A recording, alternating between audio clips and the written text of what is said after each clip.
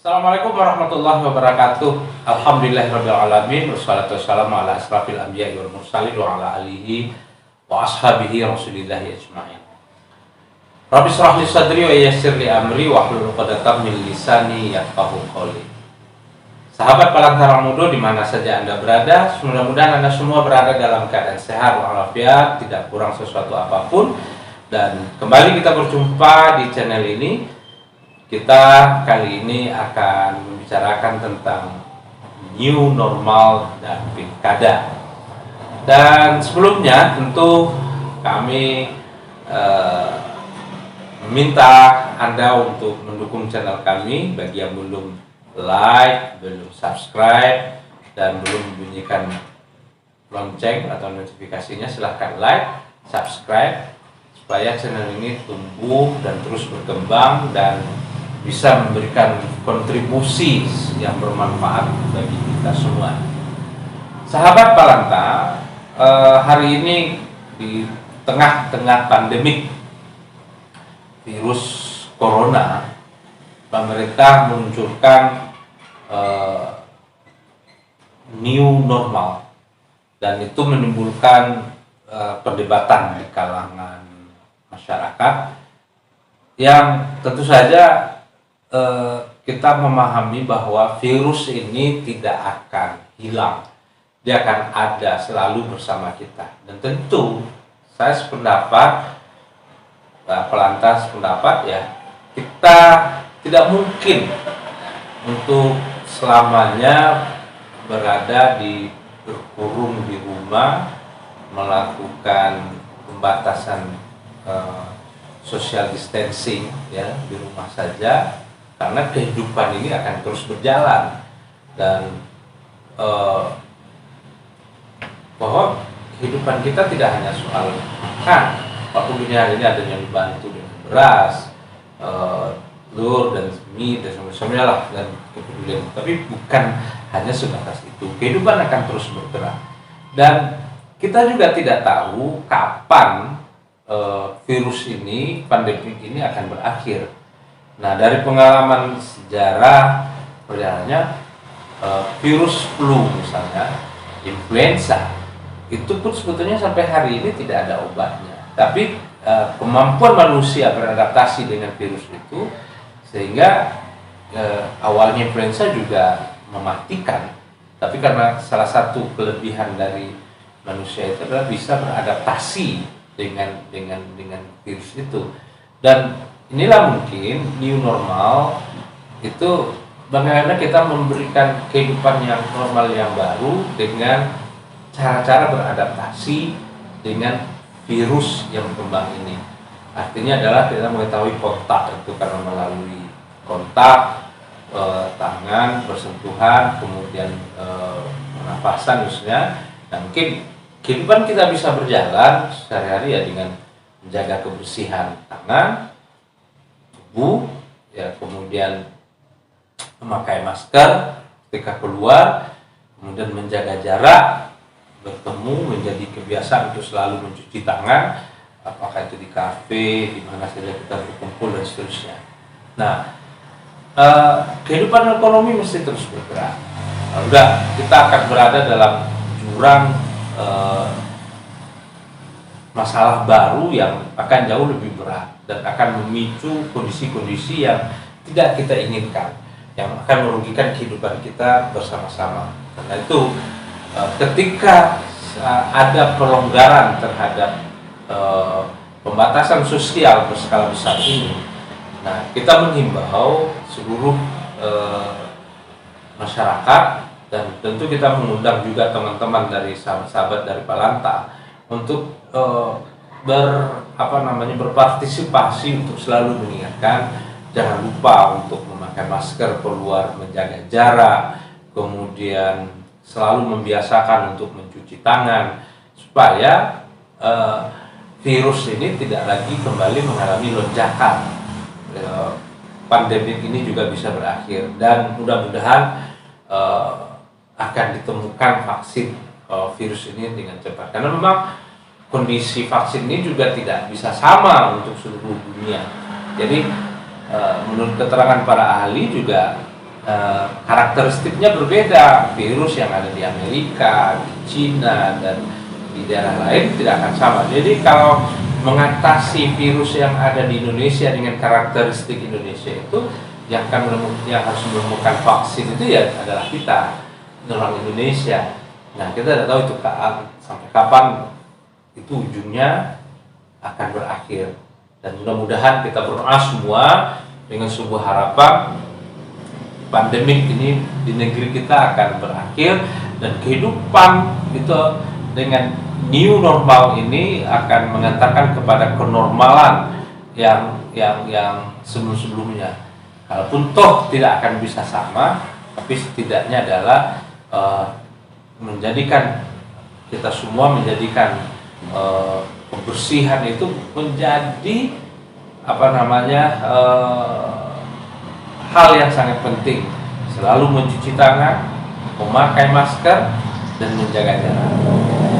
Nah, satu hal yang hari ini menjadi sorotan kita di Palanta adalah hari Rabu yang lalu DPR, kemudian Mendagri, Bawaslu, dan KPU itu telah sepakat untuk melaksanakan pilkada serentak tahap pertama di bulan Desember 2019, tanggal 9 Desember. Nah, ini sangat penting bagi kita semua, bahwa di tengah pandemik ini kepedulian kita terhadap isu pilkada ini menjadi salah satu fokus. Karena apa? Ketika kita salah di dalam memilih orang yang tepat untuk memimpin daerah ini, karena kita membutuhkan adalah calon-calon pemimpin yang visioner untuk mengembalikan atau menekan, kemudian menghidupkan kembali sektor-sektor ekonomi supaya masyarakat kita menjadi masyarakat yang sejahtera. Nah, kesadaran kita semua terhadap hak politik kita ini perlu disadari, bahwa satu suara kita sangat menentukan siapa yang akan kita pilih, menentukan siapa yang akan menjadi kepala daerah itu. Karena bagaimanapun kehidupan kita tidak akan bisa lepas dari namanya pemerintahan. Kita akan berada di situ. Kalau kita mendapatkan pemimpin yang tidak benar, maka kita akan menderita selama 5 tahun. Jadi salah dalam memilih akan menyebabkan kita menderita untuk 5 tahun. Jadi bagaimana hari ini pilkada yang akan terjadi 2019 ini di tanggal 9 Desember yang akan datang itu, yang juga akan mengalami perubahan-perubahan besar. Saya yakin di tengah pandemik ini itu akan mengurangi tatap muka, bertemu dengan kandidat, dan kandidat juga ada hal yang positif juga dengan tengah pandemik, akan membicarakan ide, pikiran, dan gagasan yang akan dia tawarkan melalui media-media sosial. Apakah bisa juga seperti video ini misalnya, atau mungkin juga akan terjadi kampanye yang selama ini tidak pernah ada, ya kampanye melalui virtual yang bisa dihadiri oleh sekian banyak orang, apakah itu melalui Google Meeting, apakah itu melalui Zoom, dan seterusnya. Kita nggak tahu perkembangannya seperti apa ke depan. Tapi yang paling penting itu adalah masyarakat harus tahu di daerahnya dan mengerti tentang pilkada ini. Ini yang paling pokok. Peduli juga dengan dia terdaftar sebagai pemilih atau tidak. Karena suara kita sangat menentukan nasib negeri ini 5 tahun yang akan datang. Karena itu kita mengajak kawan-kawan para aktivis, sahabat-sahabat Palantarang Mudo untuk bersama-sama untuk melihat bahwa isu ini sangat penting bagi kita menjadi sebuah isu yang strategis karena ini menentukan nasib kita di 5 tahun yang akan datang. Salah satu yang menentukan nasib negeri ini 5 tahun yang akan datang. Nah, kita tidak mau lagi misalnya orientasi membangun daerah itu lebih banyak selalu kepada fisik. Jalan, jembatan, bangunan, dana yang dihabiskan miliaran bahkan sampai triliunan itu selalu fisik. Banyak isu-isu besar lainnya yang itu di kewenangan pemerintahan. Dengan adanya pandemi ini misalnya, kita perlu gudang farmasi di daerah ini, kita perlu gudang logistik daerah ini, dan pandemi ini akan mengajarkan kepada kita banyak hal yang selama ini terabaikan. Ini penting bagaimana untuk sebuah daerah yang bisa mengantisipasi kondisi yang terburuk di masa-masa yang akan datang. Nah, kita memerlukan pemimpin-pemimpin yang punya visi itu, yang visioner. Dan di tengah pandemi ini ya jelas artinya begini,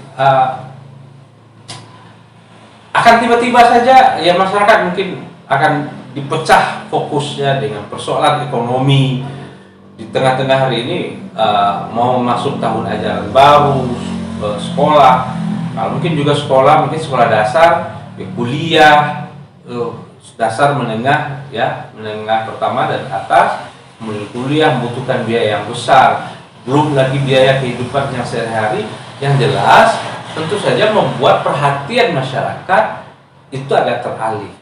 Dan kita menghindari bahwa yang akan menjadi kepala daerah itu adalah kelompok-kelompok kepentingan yang mungkin saja ada di balik itu. Ada oligarki yang punya kepentingan atas sumber daya alam, mendapatkan kekayaan dari berbisnis kekuasaan dan seterusnya. Nah, ini menjadi hal yang penting untuk bersama-sama kita awasi. Jadi perlu bagaimana kita membangun setelah ini dari sudah reformasi ini kita melakukan pilkada langsung, pilpres yang juga sudah langsung, dan kita sudah banyak punya pengalaman untuk itu. Dan kita tidak boleh berulang-ulang kali masuk ke dalam pengalaman yang sama. Ya. Jadi mendapatkan kepala daerah yang tidak banyak berkontribusi, ya artinya hanya menjalankan fungsi administratif semata.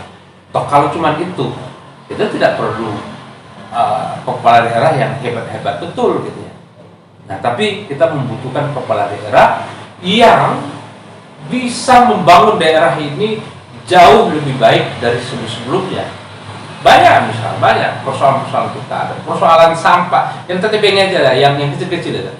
Di negeri ini, di daerah kita ini masih soal sampah yang berkaitan dengan kita, soal drainase, hujan deras kita mengalami kebanjiran. Nah, belum lagi misalnya soal ekonomi, kita berproduksi, pasar kita tidak punya, dan yang punya jangkauan yang luas seperti itu hanya pemerintah. Pemerintah punya dana, punya uang, punya sumber daya, dan punya akses untuk itu. Nah, kita membutuhkan kepala daerah yang visioner. Sekali lagi, kepala daerah yang visioner. Dan yang paling penting itu adalah mari cari tahu, jangan tidak mau tahu. Jangan berpikir bahwa ya terserahlah siapa yang menjadi kepala daerah itu, mau jadi bupati, wali kota atau gubernur, tidak ada untungnya bagi kita. Ini cara berpikir yang salah. Tidak ada hasil buat kita. Dan ini sekali lagi nanti akan dimanfaatkan oleh orang-orang yang jadi makelar politik lah, yang mengambil keuntungan dari itu. Nah, ketika kekuasaan itu sudah di tangan mereka, ya sudah, 5 tahun kita sebagai rakyat tidak akan bisa apa-apa. kita tidak akan bisa apa-apa. Nah, karena itu salah memilih, maka kita akan mengalami penderitaan, mengalami kekecewaan untuk 5 tahun lamanya. Dan itu tidak boleh terjadi. Karena itu, di tengah pandemi ini akan terjadi proses yang berbeda dari pilkada-pilkada sebelumnya. Kita tidak tahu, tapi yang jelas dari gambaran yang ada, tentu saja soal tatap muka akan berbeda. Dan jangan pula kita dipengaruhi. Bisa saja nanti terjadi bahwa di tengah pandemik ini semua kepala daerah itu akan berpacu memberikan sumbangan yang terbanyak. Jadi jangan hanya karena sekantong beras, karena telur, karena ya yang seperti itulah. Dan kita juga tidak tahu apakah ini nanti bisa digolongkan ke dalam money politik dan seterusnya. Nanti nggak tahu lah, kita lihat bagaimana di KPU. Nanti kita coba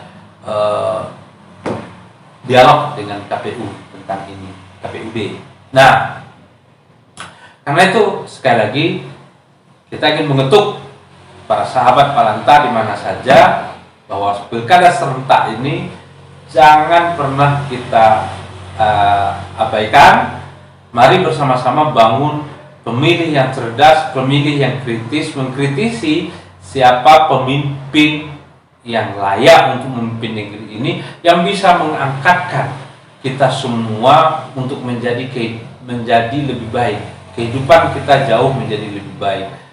Pendidikan yang berkualitas, fasilitas kesehatan yang memadai, kemudian ekonomi yang maju, dan mampu membaca bagaimana arah perkembangan dunia ini ke depannya. Karena kita juga bukan hanya berbicara soal kita, tapi juga soal bagaimana dengan persaingan di tataran global. Itu mungkin saudara sekalian, sahabat Palanta Ramudo, sekali lagi di pilkada di tengah pandemik COVID-19 ini akan menarik dan bahkan banyak tantangan, dan sekali lagi kita jangan sampai dimanfaatkan dan mengabaikan hak-hak konstitusional yang kita miliki. Demikian saja, selamat beraktivitas, mudah-mudahan kehidupan kita akan kembali normal, dan jangan lupa sekali lagi like, subscribe, dan share jika ini bermanfaat. Terima kasih atas dukungannya. Sekali lagi, billahi bisa bilil haq, fattaqullaha mastata'tum. Assalamualaikum warahmatullahi wabarakatuh.